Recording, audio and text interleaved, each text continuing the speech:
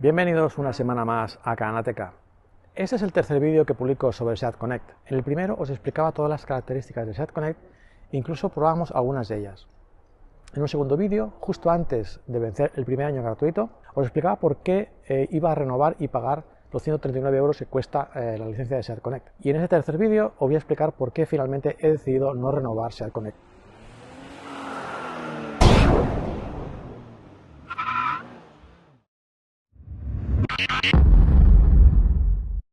Bien, durante el primer año tuve un par de problemas con SEAT Connect. El primero de ellos era que la apertura y cierre remotos no me funcionaba y en el concesionario donde compré el coche no me lo supieron solucionar. Sí que me lo supieron solucionar en el concesionario donde recientemente he llevado el coche para la revisión de los 30.000 kilómetros. Además, de una manera muy eficiente. El segundo problema que tuve el primer año fue la actualización de los mapas, que durante 6 meses no me llegó a entrar ninguna actualización de mapas. Pero en ese mismo taller, eso sí, después de insistir varias veces, conseguí que me hicieran alguna cosa en la unidad 5F, creo, y fue salir del taller y entrarme en la primera actualización de los mapas. Muchos de vosotros os habéis quejado de que SEAT Connect funciona muy mal. Yo esto no lo puedo decir, aparte de estos dos problemas que os he comentado. He usado de manera muy frecuente la apertura y cierre remotos y siempre me ha funcionado, nunca me ha fallado durante estos dos últimos años.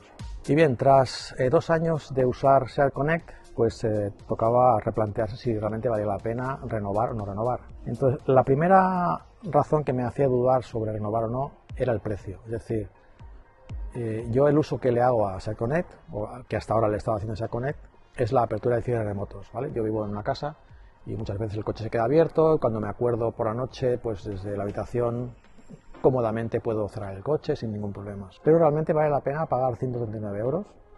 Realmente creo que es un precio desproporcionado para el uso que le estoy dando. Es decir, para abrir y cerrar el coche remotamente con una aplicación móvil, creo que es mucho dinero.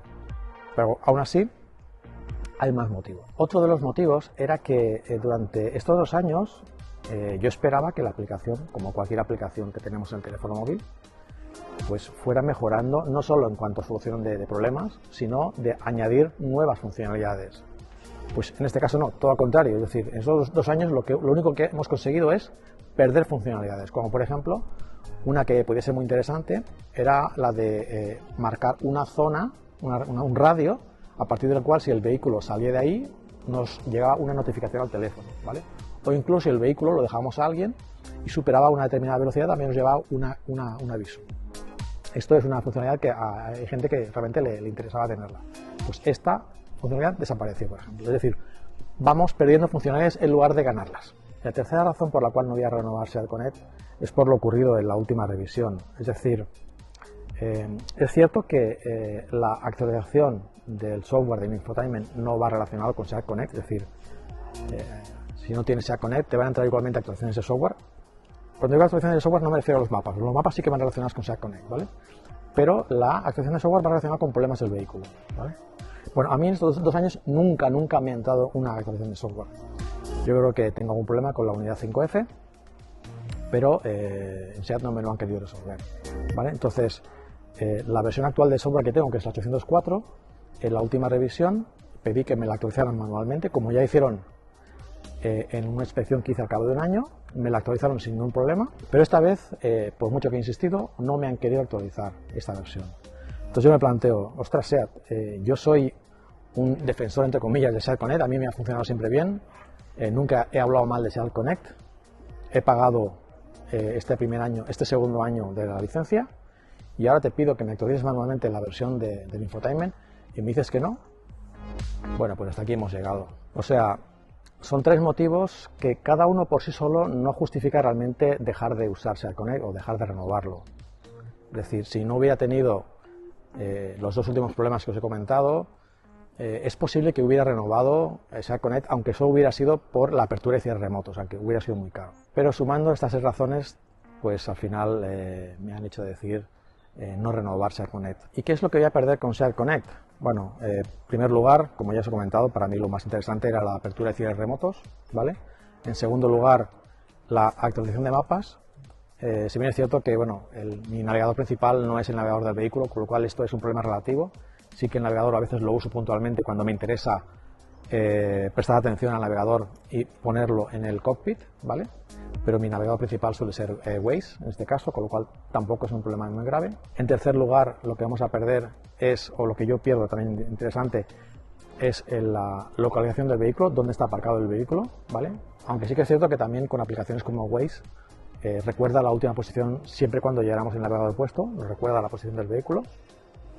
Además, ten en cuenta que yo llevo un AirTag en el vehículo, que es un vídeo que ya os compartí hace unos meses, que me permite localizar el vehículo en caso de robo. Y por último, una cosa interesante, bueno, es el histórico de kilómetros y de consumo, ¿no? Por ejemplo, que esto, pues recientemente, en el último vídeo sobre la revisión de los 30.000 kilómetros, me hizo ver que durante la estancia en el concesionario mi coche recorrió 28 kilómetros, ¿vale? En teoría era para hacer pruebas con el vehículo. Bien, en este vídeo no estoy ni recomendando que no renovéis SeaConnect ni que lo renovéis. Eso tenéis que valorarlo vosotros mismos entre el precio que vale y el uso que le dais.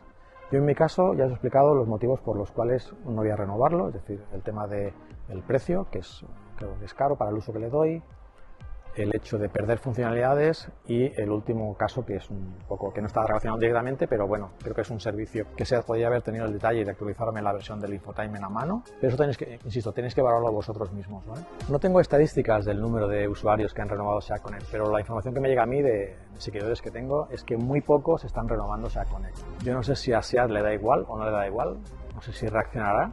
En algún momento SeaConnect puede llegar a ser gratuito, no lo sé, tiempo al tiempo. Pues esta ha sido mi historia con SeaConnect.